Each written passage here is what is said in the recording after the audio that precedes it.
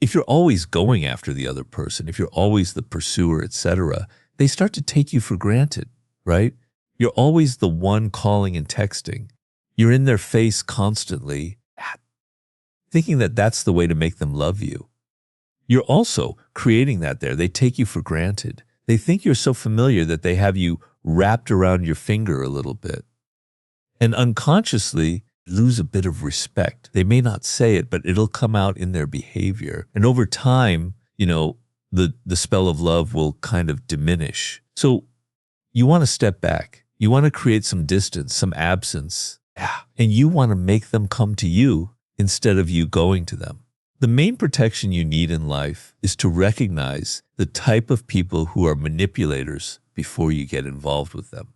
So people who are malignant narcissists, for instance, and the game of people who are malignant narcissists is to infect your emotions, to gain control over your emotions, to create all kinds of drama where they're making you react, making you upset, and they're in complete control of that. Okay, so that's like one of the worst forms of manipulators that are out there. But once you get involved with someone like that, the way you can recognize that you're being manipulated is by the emotional reactions people are turning up that you cannot control. They're making you angry. They're making you upset. They're making you excited. And then that excitement changes into fear, into insecurity. You feel constantly emotional, like you're being played, right? But you don't realize it sometimes in the moment, because when we get emotional, we don't think very well. We're not being very rational. So you can recognize it when people, by your reactions, by how emotional you are and how it's constantly shifting. The problem is that by the time you realize that it's almost too late because you're so upset, you're so entangled Clear's throat in their power games that it's very hard to get yourself out of it. So the best defense in this world, Clear's throat and cough, is to recognize the manipulators before you get involved with them. First of all, Clear's throat, you notice that they have a track record, that they've manipulated other people, that they have a lot of enemies in this world, right? If they have a lot of enemies in this world, that must mean something, okay? But you also are attuned to their body language, to the nonverbal communication cues that people give. When people look at you, their eyes reveal a lot. Their eyes reveal that they're actually interested, they're actually engaging. Manipulators have this kind of distance in their eyes, as if they're thinking as you can hear them thinking. They're not like looking at you. They're kind of going, wow, what can I say to get this person interested in me? Eyes reveal a lot about whether people are outwardly focused or inwardly focused. And Clear's throat be very attuned to the body language, to what seems authentic and what is fake. I mean, these are some cues. But the most important thing is to be aware of your emotions and how you're being played and how they're constantly shifting because of all the drama that this person is stirring up. That's very useful.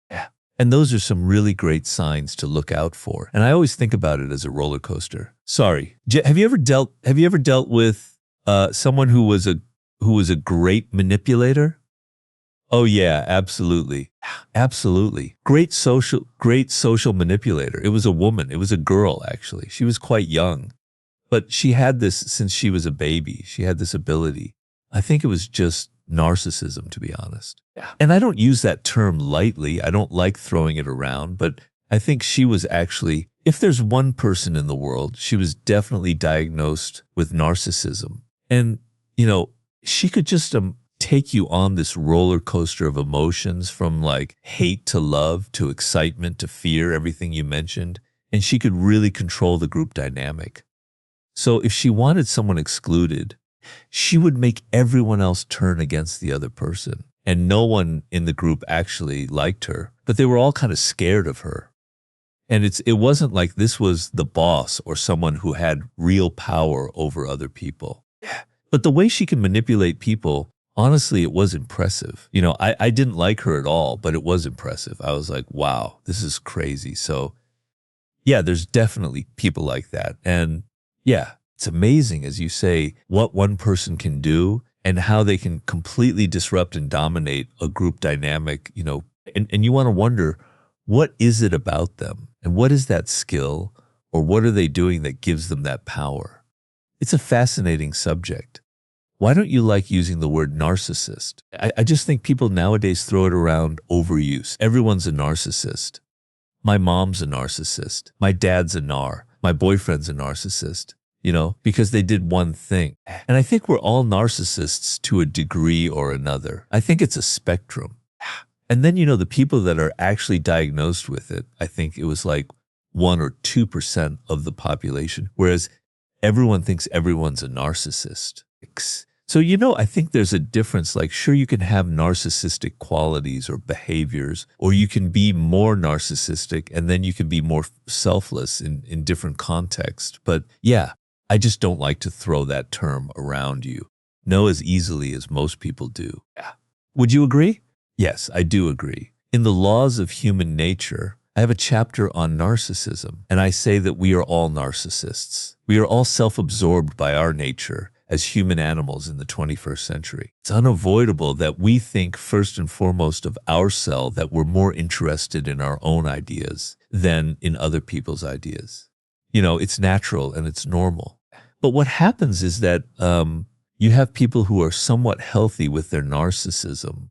They're aware of it and they have a degree of self-love and self-respect, so that when bad things happen to them and they start feeling depressed and low, they're able to raise themselves back up because they have a degree of self-love. So self-love is not a bad thing. It's actually a very good and powerful thing. And what happens with terrible narcissists, the 1%, I would say to me, I think it's more like 5%, but who knows? It's just a number. You're probably right. When bad things happen and they start feeling upset and insecure, they don't have that self-love to raise them back up. Only way that they can feel okay about it is to start hurting other people, to start creating drama and getting attention instead of an internal voice that goes, "You're not so bad. Let's just wait it out. This will get better." They go, "I'm so desperate. I'm so upset. I'm so angry. I have to get attention. I have to get other people. I have to manipulate other people." They cannot raise themselves back up. So to have some love for yourself, to have some self-esteem is actually a very good and positive and powerful thing. Absolutely. And I think that's an amazing way to differentiate people who are actually narcissistic diagnosed and then people who are just, normal and are just on the spectrum, narcissistic spectrum. And Guy, yeah. I think spectrum is a good word for it. Yeah. And you mentioned in seduction, and you said also that manipulation is kind of part of it. I was wondering, what is seduction? Well, seduction is a form of power. So, people have a weakness in life, okay? And the weakness that we all have, myself included, everybody on this planet, is that we don't have enough pleasure, okay? We don't have enough fun. We don't have enough excitement. We don't have enough theater and drama and things that raise us out of the finalities of everyday life. We're hungry for that, right? We have to work. We have to handle all the business things in our life.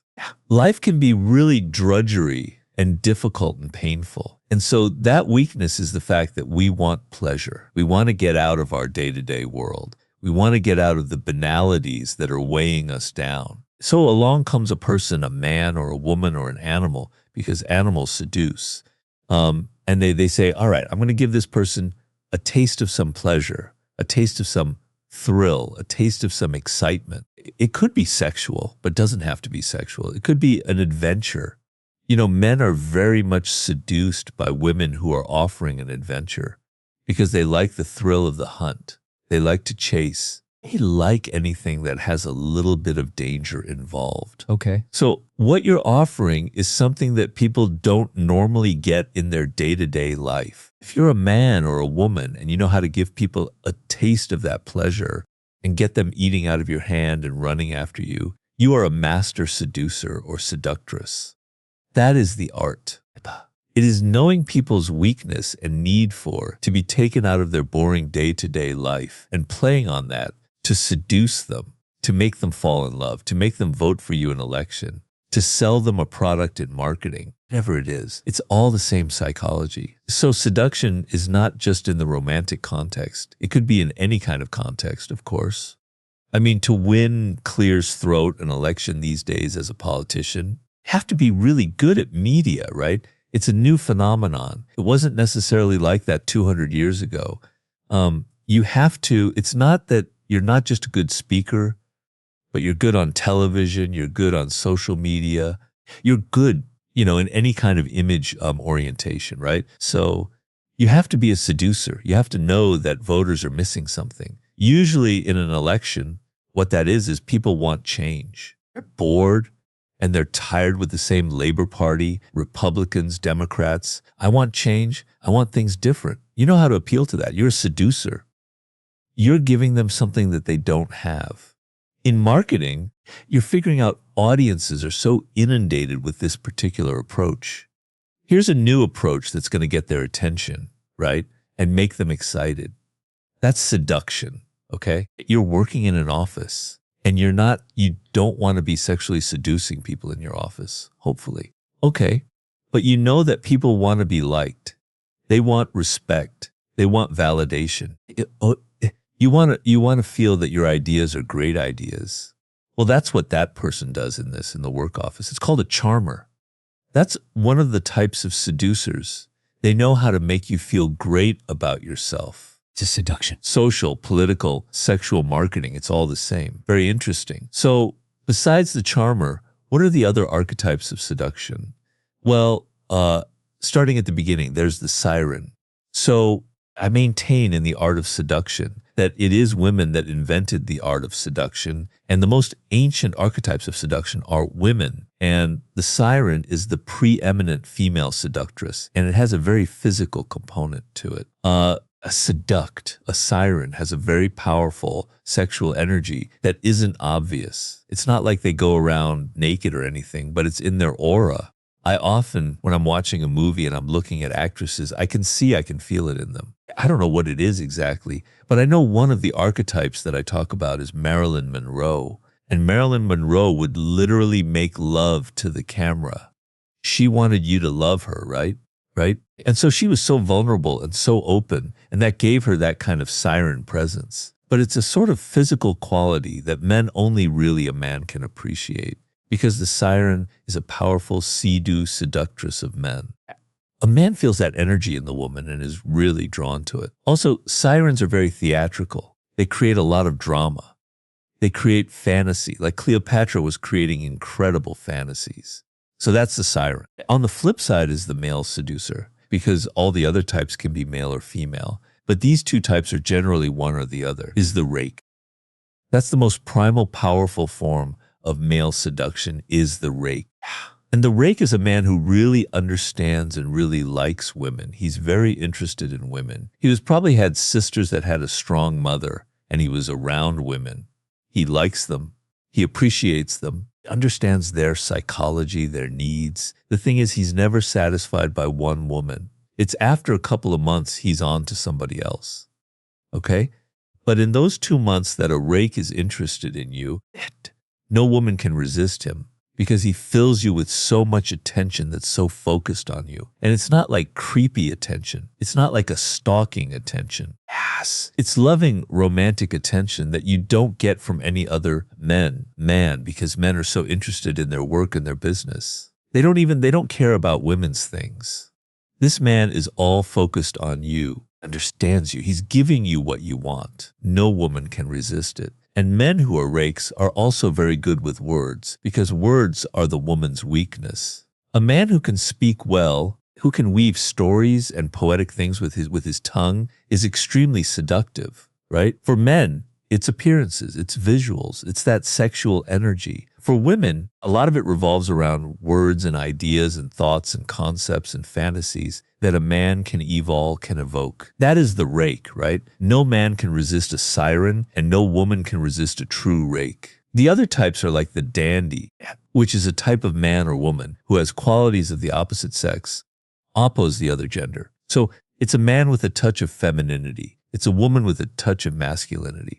And believe it or not, that has very very powerful sexual and social appeal to people. I could go into why that is, but that's a very powerful type. There is the natural, which is somebody who has a very childlike ability. They're spontaneous. They may be in their 20s, but you have the feeling that they're 5 years old. They're so real and natural and spontaneous and kind of helpless and vulnerable. You go, wow, that's lovable. I want that person. There's the coet, which traditionally is a woman, but can be a man, is the one who plays hot and cold. They're suddenly so excited about you. Their eyes, they'll go, wow, there's something going on there. And then the next minute, they're all cold and distant, and they've completely wrapped you around your finger by this pattern of coldness and hotness. There are a few others, but I don't want to exhaust the list. That gives you an idea. Super interesting. Yeah. Thank you so much for the whole list. No, that was good enough. And yeah, I think, but those are kind of most of them, right? So that was really like 5 of 6 of the 9. Yeah. Very interesting. And for someone who's listening right now and they're thinking, this sounds amazing, but they don't necessarily feel seductive, or they don't feel like they have any of those qualities, or they don't feel like they're attracting someone. Is there a way for someone to cultivate this magnetic seductive aura? Yeah. How do they do it? Very simple. I mean, there are many different ways to get there, but there's one path that is the most powerful of all, and that is to be more interested in other people. So what makes you unseductive, what I call anti-seductive, is that you're so self-absorbed. You're only thinking about yourself. You're insecure. You're worried about what people think about you. You're constantly going, am I saying the right things to this woman in the bar? Is she bored? Am I? You're so wrapped up in your own thoughts that you're not paying attention. The ability to get outside of yourself. And you can practice this. The problem nowadays is everything is virtual. You're swiping to find somebody. You need to practice this on people in the world and not virtually, okay? And the practice is this thinking about them. So if I were interested in you, Francesca, right now, just as a scenario, right? And I was trying to seduce you, okay, and we were in a restaurant or a bar, I'd be focusing on what or who you are, what your world is like. I would be asking questions that aren't obvious, but that show that I'm interested in your world, how you think, what's going on with you, what was your childhood? Like, I get you to talk about yourself. People never feel like they're the star of the show. They never feel like they get to talk about themselves. You get the other person to talk because you're focused on them. You're not focused on yourself, right? I'm interested in you. I'm interested in what makes Francesca tick. What were her horrible experiences with boyfriends in the past, and why? I'm trying to get inside of your world and think like you think so. I can understand what it is that you're missing in life. Okay. What makes people bad at the game is they can't get inside of other people. They're so locked in their heads. They're so can only think about what they need, what they want, what they think is funny or what they think is interesting. But you have to think of what the other person finds interesting. I have this famous quote that I'm going to mangle terribly in The Art of Seduction, where in England in the 19th century, there were these two political rivals, Benjamin Disraeli, who was a great minister, and this other man, Gold. I can't remember what his name was, Goldsmith, maybe Gold something or other, sorry, and was the master seducer. And this woman, this princess or whatever, was at a party, an evening with them. And she said, sitting next to Mr. Goldsmith, whatever his name was, I thought he was the most interesting man in the world, sitting next to Mr. Disraeli. I thought I was the most interesting person in the world. That is what charm, that is what seduction is. So you're not trying to impress people with how brilliant you are. You're trying to make them feel brilliant. You're trying to make them feel wonderful and great, not you. Get out of yourself. Get out of your world. Get out of your own problems and get inside other people, inside their minds. Ask questions. And then this is a very brilliant seduction technique. When somebody says something that seems kind of interesting or telling the next day or later that evening, you come back to them and you quote what they were saying in some context. Yeah. What this reveals is that you were listening to them, that you've retained something they said that was very personal, and you've quoted it back to them. Not in an obvious way, but it reveals indirectly that you were truly listening to them. Man, that is powerful because people don't listen to each other anymore. Yeah, absolutely. That makes total sense. And I think a lot of women are complaining about that. They're going on dates and they feel like the guy hasn't asked them any questions or they only talked about themselves. And it seems like a simple ask like, please just ask me some questions. But you'd be surprised how little it actually happens. Well, that's men's weakness when it comes to seduction. They talk too much about themselves. It's a terrible quality. Are there any, you mentioned some anti-seductive qualities. Are there other habits that maybe people are doing unconsciously that are anti-seductive? Well, one quality is moralizing and judging and always judging other people and judging them for what they said and judging them for what they look and judging from the clothes that they wear and judging them for their friends and their political opinions. That is completely unseductive. Being moralizing and superior, that will put anybody off, okay? Being so insecure that you're always worried about what you're going to say and whether you're pleasing people. We can read that kind of insecurity on people. It's very anti-seductive insecurity, the lack of generosity. So if you're a man, I'm being very traditional here, so I don't know. It's probably not very good for the 21st century, but pay the money. Pick up the bill. Don't be tight. Don't be such a tight wad. Don't be having always to split the bill. Pay for things. Give generous gifts, but not just material things.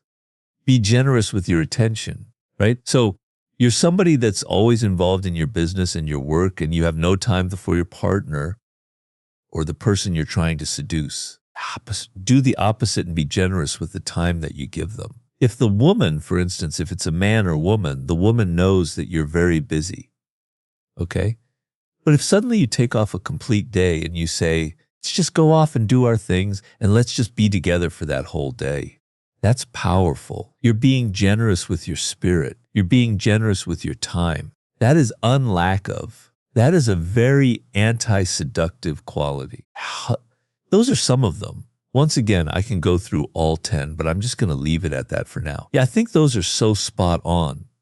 Yeah, absolutely. And I can so much resonate with that. And the one I left out, but I kind of mentioned is the talker, the big talker, the person that's always bragging and saying, God, I was so great. And look at all the wonderful things I've done and all the people that have been interested in me and all the things I've accomplished and how many books I've written and how fantastic and how many followers I have on Instagram. And that is really anti-seductive. Yeah, absolutely. And also, you mentioning generosity, I think it applies to both men and women. And, even if you, for instance, I remember going out with this girl, just as friends. And I think it was we met at the book club and then we went for a coffee. And at the end, she picked up the bill and she paid for it. And I was like, wow. It never happened to me before with a woman, like a friend has never really paid for my coffee before. And I really appreciated that, it really made me like her more. And then the other example is, I don't know what it is about the UK, but on birthdays, people don't bring you gifts. Whereas where I'm from, which is Romania, people always bring you thoughtful, really nice gifts, and they pay for things and they invest money and time. And then it was such a shock to see, I made some British friends and they came to my birthday and they came empty-handed and I had to adjust. When is your birthday, Francesca? It's on the 20th of March. 28th of March. Yeah. Okay. I have friends who are that. So you're an Aries. Yes, I'm an Aries. How about you? Yeah. When's your birthday?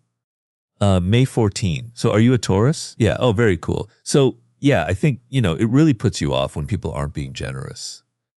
On the subject of gifts are a very important topic in the art of seduction. And what you must understand is the power of a gift isn't necessarily in the money that you've spent on it.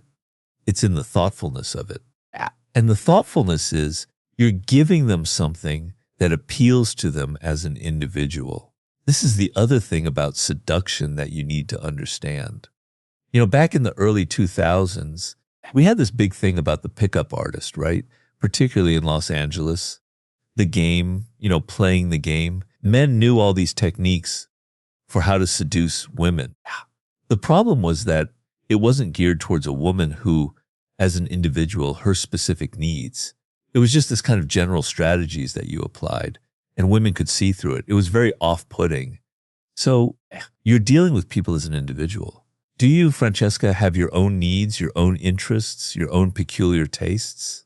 If I give you a gift that shows I understand who you are as an individual, I give you some music that I know is your taste, or I give you not just flowers, not just the general cliched stuff, but something that shows that I was listening to you, that I understand you, that the gift is personal. It's not just that it was expensive, but that there was some thinking going on in it. That is the more seductive, powerful way to give a gift.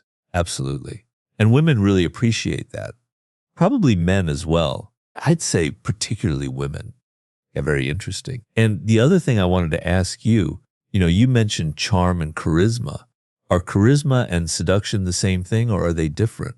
Well, one of the types of seducers that I did not mention was the charismatic. So it's definitely a form of seduction. Sighs and gasps. And the idea is, backing up a little bit here, seduction. And the art of seduction is a language. It's a language that you are learning. It's not a language of words. It's a language of actions. It's a language of your body, of how you present yourself. It's how you dress, how you look, how you smell. It's a preverbal language that you have to learn. It's about giving gifts. It's about where you take people, okay? So we humans are very attuned to people's nonverbal communication, their body language. We pick it up. It's the animal part of ourselves, right? And it's very powerful and it's very seductive, okay? So a charismatic has very, very, very powerful body language. And what is that? It's they believe something so strongly. They're so certain about something powerful about their world or what they want that it radiates to them. It's like there's a light bulb inside of them that you can't see, but that animates all their gestures, their eyes, their mouth, their expression. They seem alive. They see it's almost a slight sexual energy, but it's this energy of self-belief, of confidence, of wanting people to like them, right? It's the kind of power that Marilyn Monroe had in before the camera. And it's extremely powerful. You can read it in people, right? So it's very important for a political figure or an actor or somebody in the public eye to have that quality, right? And it can't be faked. That's the thing about it. The thing that's interesting about people with charisma that I discovered in my research is that they generally come from troubled, bad backgrounds. They had bad childhoods. They were abused. They were neglected. They were abandoned, right? And what happens in that scenario is they didn't get the love and attention that they needed from their parents, from their early caregivers, right? And so they need to get that love and attention from the public. That is how they get their sense of validation and love, not from mommy and daddy, but from a whole country, from an entire audience. Winston Churchill had tremendous charisma, but it only came about during World War II in a time of crisis. But Winston Churchill came from was very much neglected as a child. John F. Kennedy, who had tremendous charisma, his father was extremely cruel and mean to him. Marilyn Monroe was basically raised in an orphanage. She never knew her parents. These types of people feel a tremendous need to get what they want from the public, from a large public. And we can feel it in them non-verbally. It comes out in their face, in their manner. And these are elements in charisma. And that's so interesting how childhood trauma can make you super charismatic. What other ways in what other ways does your childhood affect you when it comes to seduction or who you are attracted to? Well, whole books could be written about that. A lot of it is snorts. So when we were very young, 1 or 2 years old, for boys, the mother figure had a very important impact on them, right? So it's different for girls. because your early years are with somebody of your own gender, because generally we're generalizing, but it's changing now. But women were more involved in the first 2 or 3 years of a child. It's not changing that much. It's still pretty much the same. So for a man, the impact of his mother on who he's attracted to is incredibly powerful, right? So, Carl Jung, the psychologist, you're probably familiar with him, right? He had this concept of the anima and the animus. And the anima is the image that a man carries in him of this kind of ideal woman. And it'll be a woman that will appear in his dreams. She's usually a little bit elusive. She's often maybe a little bit crazy or something, right? It's a quality that's embedded in him from his mother, from that mother image that is deep, deep, deep, deep, deep, deep down in his psyche. And so later in life, he will be attracted to women who don't consciously conjure up the image of his mother.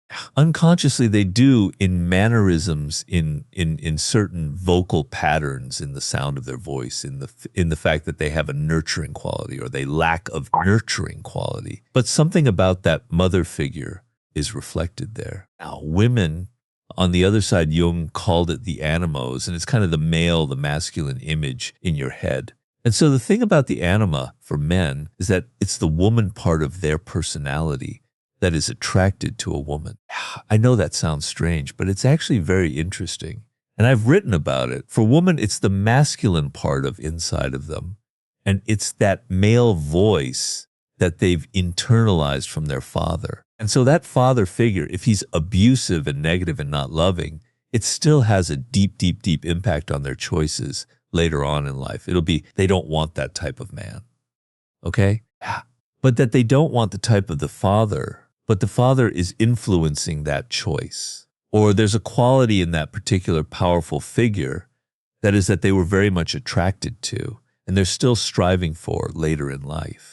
And then siblings have a very powerful impact on the choices that we have, particularly if you're a man who has sisters or a girl who has brothers. Those sisters and brothers get inside your early years. You were like a sponge and you were absorbing people's energy, right? And had a tremendous impact on you're not even aware of it. And so those siblings that you had, I had a sister who was 4 years older than me, had a very powerful impact on my mind and my interests and things. So the siblings and the parents have a very, very powerful effect on who we choose as partners later in life. Absolutely. And that makes a lot of sense. I don't think it's strange at all. I can absolutely see it around me and how people make this unconscious choices. I think that's why it's important not to take things personally. Because a woman might be like, I gave him everything. I was so affectionate. And, maybe his mom was not affectionate, and that's what he was attracted to, and that's why he didn't choose you. So, it's not personal a lot of the times. Well, that's a very good thing that you bring up, because it's important to not take anything personally in the game of seduction. So a lot of men, when you feel rejected by a woman, you get very angry and upset and kind of bitter, and you carry it with you, around with you. And the whole thing is, in seduction, you need to have a light touch. So if somebody rejected you, fine, I'm on to the next one. There are other women out there. There are other fish in the ocean. I learned something. I learned that I made a mistake. I learned that I'm not attractive to everyone. Fine. On to the next one. Don't take things personally and don't get so heavy. Seduction is a realm of lightness. Absolutely.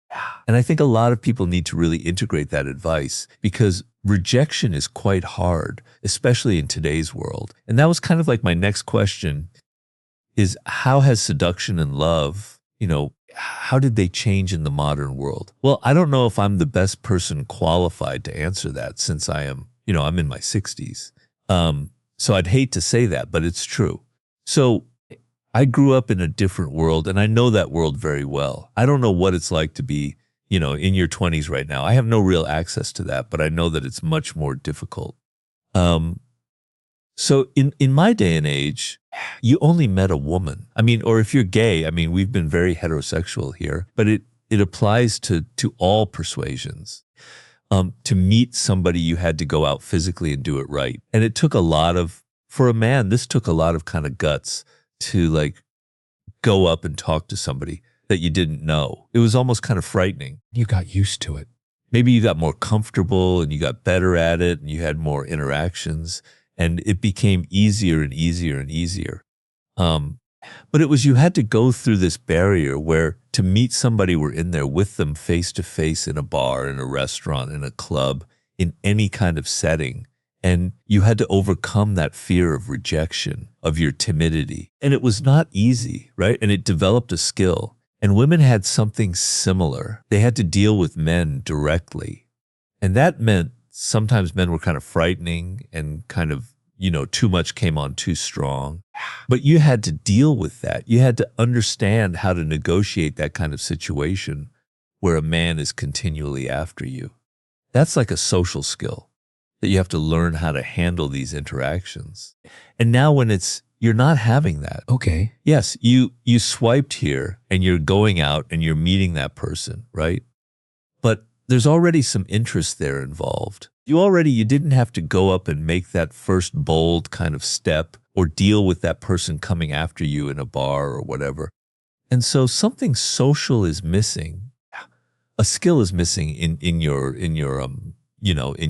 skill set, right? And so it's a problem. And also the other thing I would say is to fall in love with somebody requires opening yourself up and being vulnerable, and the possibility of being rejected, the possibility of pain, of being of a breakup, right, can be very debilitating, these kinds of experiences, and we've all been through them. But people are more afraid now than ever of that, of being vulnerable, of being open to another person, of experiencing that kind of pain.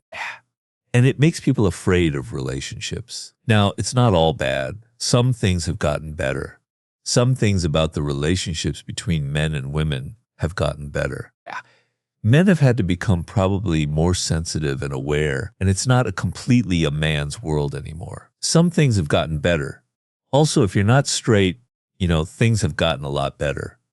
But in some ways, it's more difficult for young people. And I can understand that because of the harshness of the world that they're growing up in makes you much less open to the pain and the vulnerability of a relationship. And the swiping makes it so much harder to understand the social element in dealing with in a seduction. So, God, for someone who's not in their 20s, that was so spot on. And I think you absolutely are the person to talk about this. That really resonated. I think it resonates with a lot of people. What you mentioned about, the fear of rejection, which became way, way bigger than it used to be because dating apps basically removed, any kind of rejection. And then, what you mentioned about vulnerability and how it's required. And people nowadays, they don't have that openness anymore. Super fascinating. Something I hear all the time when it comes to dating advice is just be yourself. Authentic. What do you think about that? Well, it has some truth to it. I mean, as I mentioned before, with the game, the pickup artist game, that there's nothing less seductive than you've read a book. You've read Robert Greene's Art of Seduction, and you're applying these tactics to somebody, right?